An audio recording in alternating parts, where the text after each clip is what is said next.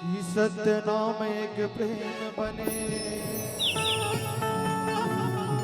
निरंजन बन गए दारे।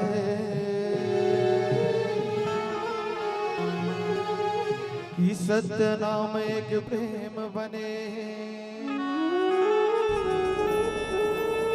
निरंजन बन गए दारे।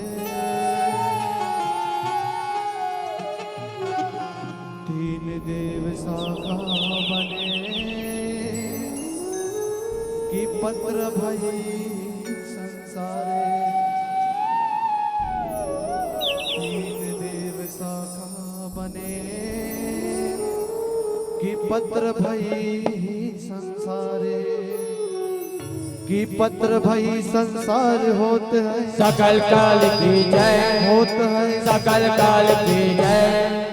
बार बार सब प्रेम से बोलो सत्य नाम साहे, बार बार सब प्रेम से बोलो सत्य नाम साहे। बोल परम पूज्य गुरु घासीदास बाबा की जय हो।